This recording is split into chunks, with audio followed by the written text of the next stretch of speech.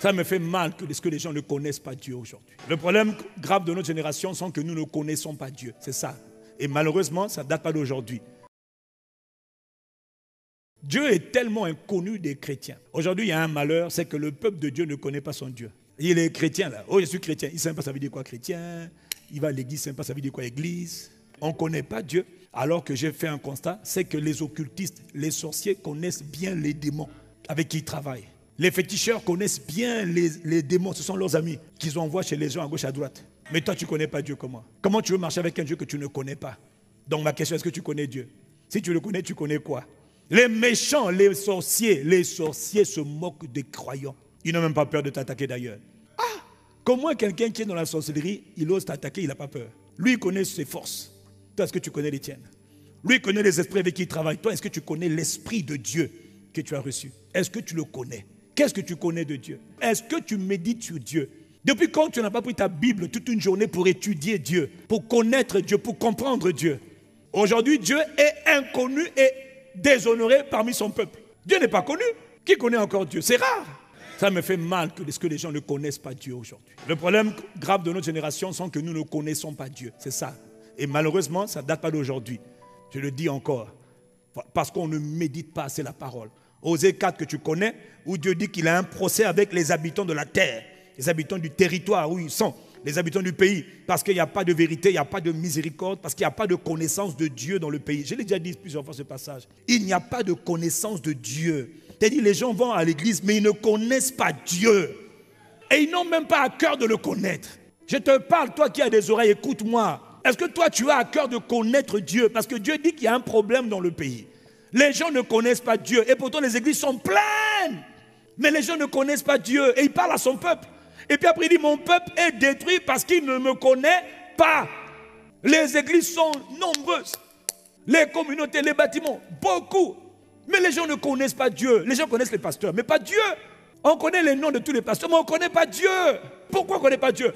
On n'a pas eu à cœur de s'exposer à la parole de Dieu pour connaître Dieu.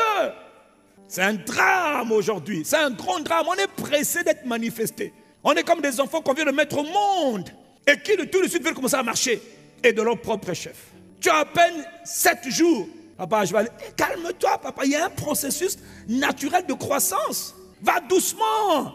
Tout le monde est pressé, surtout les jeunes. Nous, à notre époque, il n'y avait pas de réseaux sociaux. Aujourd'hui, chez vous, il y a les réseaux sociaux. Donc, quelqu'un peut même faire son ministère sur les réseaux sociaux. Tu n'as pas de bâtiment, mais ce n'est pas grave, j'ai les réseaux sociaux. Connectez-vous, connectez-vous, connectez-vous. Likez.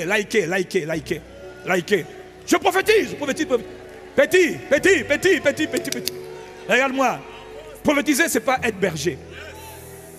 Prophétiser, ce n'est pas être berger. Berger, c'est un ministère. Berger, c'est un ministère, c'est une responsabilité. Quand tu veux être un père de famille, c'est une responsabilité. On peut être un homme sans être un père. On peut être une femme sans être une mère. Mère, c'est un état d'esprit. Mère, c'est une responsabilité. Donc, on a beaucoup d'aventures là. Le gars, il ne sait même pas c'est quoi être papa. Mais il va avoir des enfants. Non, quand on met des enfants, après, il faut que la loi de la responsabilité s'applique. Voilà pourquoi les gens souffrent, parce qu'ils ont été élevés dans les maisons où il n'y a pas de père, il n'y a pas de mère, mais il y a des géniteurs. Mais géniteur, ce n'est pas un père, une mère. Il faut te réveiller. Dieu dit que Dieu a un problème, c'est que les gens ne le connaissent pas. Veux-tu le connaître? Vous savez, on peut tout donner à des enfants. Mais le plus beau cadeau qu'on puisse donner à des enfants, c'est ce que David a donné à son enfant. Et même l'enfant, malheureusement, n'a pas tout réussi. Comme quoi, hein? C'est facile de donner l'argent. Donner l'argent, donner les vêtements, donner les maisons, c'est bien. Mais un enfant, si tu veux qu'il dure, on lui donne des valeurs, des choses importantes. Ce n'est pas l'argent. Connais le Dieu de ton Père et serre-le. Parce que quand on connaît Dieu, entre parenthèses, celui qui connaît Dieu ne peut pas rester sans servir Dieu. Quand quelqu'un te dit non, moi je ne fais rien, tu ne connais pas Dieu. Si tu connais Dieu, le cœur de Dieu est dans le service. On ne peut pas connaître Dieu sans servir Dieu, ce n'est pas possible. Est-ce que je suis en train de parler à quelqu'un? Toi, tu connais Dieu, tu fais quoi dans la maison de Dieu? Non. Est-ce que tu sers Dieu dans la présence de Dieu? Même pas. Quand Dieu cherche les gens pour prier, intercéder, tu n'es même pas là. Tu dis, je connais Dieu, tu ne connais pas Dieu. Connaître Dieu va t'emmener à servir Dieu. 1, dans sa présence. 2, dans son église. 3, dans le monde. Le service dans le monde dépend du service dans l'église. Et le service dans l'église dépend du service dans la présence de Dieu. Dans le jeûne, dans la prière, dans l'adoration. Même passer 1 heure, toi, en train d'adorer Dieu, tu ne sais même pas faire. Même 1 heure seulement en train de contempler Dieu, adorer Dieu, bénir Dieu. Tu t'oublies, tu honores Dieu, tu exaltes Dieu. Il aime ça. Tu es incapable de le faire. Depuis quand tu l'as fait? C'est quand la dernière fois que ceux dans ta maison, tu as pris le temps, mes mains s'élèvent pour t'adorer. C'est-à-dire, tu ne demandes rien. Tu dis, je vais te servir dans ta présence. Je vais te contempler, t'adorer. Ça s'appelle servir Dieu, hein? Mais dans la présence de Dieu. Où on n'est pas en train de dire à Dieu, hey, donne-moi le mari. Hey, fire, sorcellerie, fire, Satan, fire, fire. C'est pas mauvais, hein? Fire, fire, fire. Fire, fire. Il dit, mais honore-moi au moins. Ah, excuse-moi, j'avais oublié. Car tu es glorieux, digne de louange. Je recommence. Fire, fire, fire. Salomon, connais le Dieu de ton père, l'Éternel. Sers-le d'un cœur parfait. Et puis il dit, et d'une âme disposée, c'est-à-dire avec un cœur qui prenne plaisir. Plaisir à qui? Mais à Dieu. Connais Dieu, ça prend du temps. Dis-moi, depuis combien de temps, toi et Dieu, vous n'avez pas pris du temps ensemble? Même 1 heure, même 6 heures. J'ai découvert qu'il y en a qui s'ennuient. On lui dit, prends le samedi avec Dieu. Il commence de 6 heures du matin à 6h30. Ah, je ne sais plus quoi dire. Oh, et puis il s'ennuie. Toi, tu es avec Dieu, tu t'ennuies. C'est-à-dire, tu t'ennuies quand il faut étudier la parole, tu t'ennuies. Quand il faut écouter les messages, tu t'ennuies. Quand il faut ouvrir les textes pour lire, tu t'ennuies. Quand il faut louer Dieu, bénir Dieu, prosterner. Prosterner, nous confessons, tu es. C'est-à-dire, là, c'est juste toi qui réponds ton cœur, tu es prosterné. D'ailleurs, il y en a qui ne savent même pas la prosternation, ils ne connaissent même pas la prosternation. De lundi à lundi, quand tu pries, tu es toujours assis sous la chaise ou debout. On ne t'a pas appris que dans la présence de Dieu, dans la prosternation, je me prosterne dans sa majesté seule. Je me prosterne. Est-ce que tu sais ça? Est-ce que tu sais faire ça? Naturellement. 1 semaine passe sans que le Père ne te voie te prosterner devant sa majesté. Alors que les anges, les archanges, les vieillards se prosternent devant Dieu dans le ciel pour te donner l'exemple. Et la gloire de Dieu est sur eux. Ils portent des couronnes, toi tu n'as aucune couronne. Te prosterner devant Dieu, tu ne sais même pas faire. Puis tu dis, je connais Dieu. Tu connais Dieu où? Connais le Dieu de ton Père, l'Éternel, le Dieu des cieux. Tu ne connais pas Dieu. Servir Dieu, ça c'est encore notre challenge. Balai. Non. Ça c'est pas pour moi ça. Moi je suis DG. Je suis chef de service. Moi je suis cadre. Est-ce que tu connais Dieu? David connaissait Dieu. C'est David qui dansait bêtement devant l'Éternel. D'ailleurs, toi on te dit danse-moi un peu là. Quand les chants sont trouvés, toi tu es là. De peur qu'on te voit en train de te déhancher. Tu es tellement important. Mais nous on fait ça pour Dieu parce que c'est ce que Dieu aime. Dieu aime qu'on danse.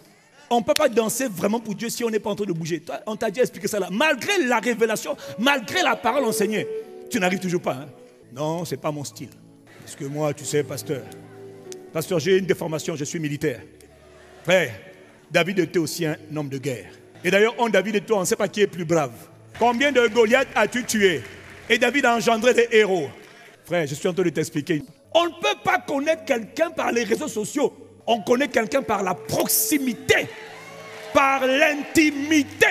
On ne connaît que les gens lorsqu'on apprend à être proche, intime. On ne connaît Dieu que dans l'intimité. Si tu veux connaître Dieu, il va falloir que tu prends le temps avec Dieu. On ne peut pas connaître Dieu si on n'apprend pas l'art des retraites. Seul à seul avec Dieu. Une nuit avec Dieu. Une demi-journée avec Dieu. Un jour avec Dieu. 2 jours avec Dieu enfermé. 3 jours seul avec Dieu.